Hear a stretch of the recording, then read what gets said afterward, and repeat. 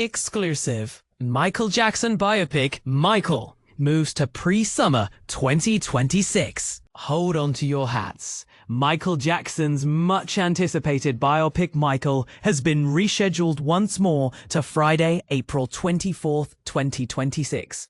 Marking a global theatrical debut. This fresh date positions the film just before the blockbuster summer season, an intriguing choice that could influence its box office trajectory. But here's where it gets controversial.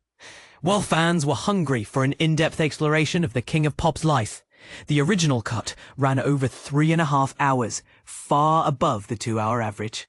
More strikingly, early versions of a screenplay, penned by 3-time Oscar nominee John Logan and greenlit by the Jackson estate, depicted scenes involving a 1994 molestation allegations by Jordan Chandler.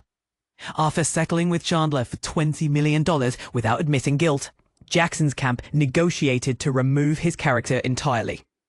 The filmmakers had to reconceive these sequences, delaying the post-production timeline significantly. And this is the part most people miss. Revisiting those scenes meant not only cutting footage, but also reshaping narrative threads to maintain cohesion without Chandler's storyline. That required extra rounds of editing, new visual effects tweaks, and even some pickup shoots. The result is a leaner final cut, but the process underscored the tightrope biopic's walk between comprehensive storytelling and legal sensitivities. At CinemaCon earlier this year, Lionsgate and Universal revealed distribution plans for Michael, directed by Antoine Fuqua and produced by Academy Award winner Graham King. Fans will also get to experience the film on IMAX screens, promising a larger-than-life presentation of Jackson's iconic performances. Strategically, April 24th holds promise. At present, no other major studio tentpoles are slated for that weekend, granting Michael room to shine.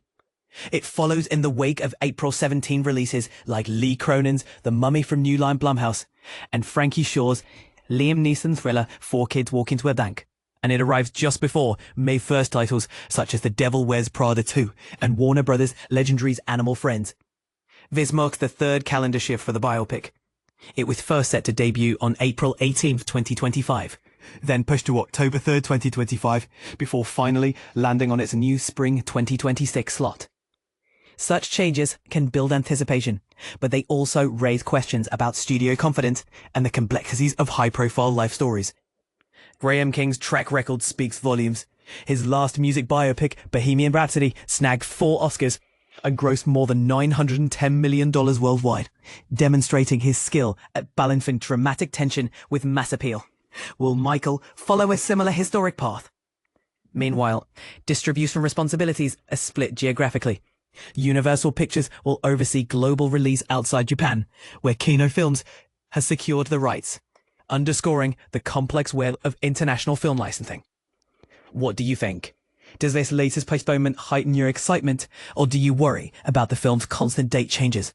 And with another Jackson project reportedly in development, is one biopic enough to satisfy the legacy of an artist as enigmatic as Michael Jackson?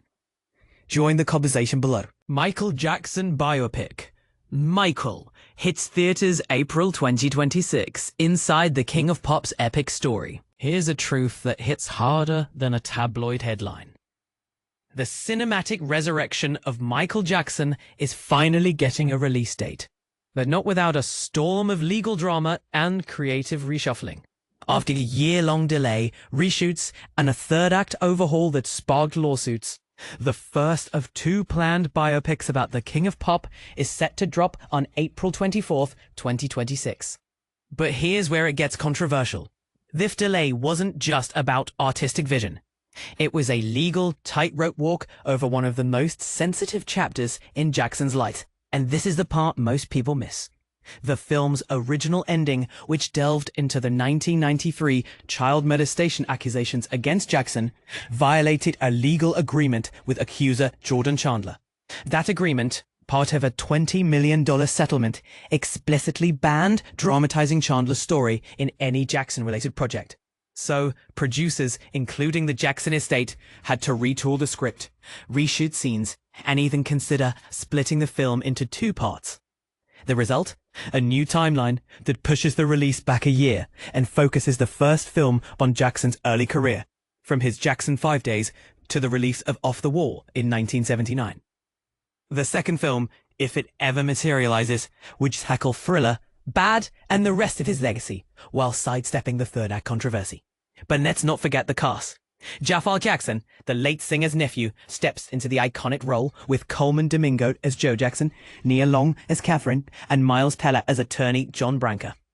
Supporting players like Lorenz Tate as Berry Gordy and Kat Graham as Diana Ross add star power to the project. Now here's a question to chew on. Should a biopic about a cultural icon be allowed to dramatize every chapter of their life, even the niggly murky ones? Or does the line between art and accountability blur when real people are involved? Share your thoughts in the comments. This one's sure to spark debate.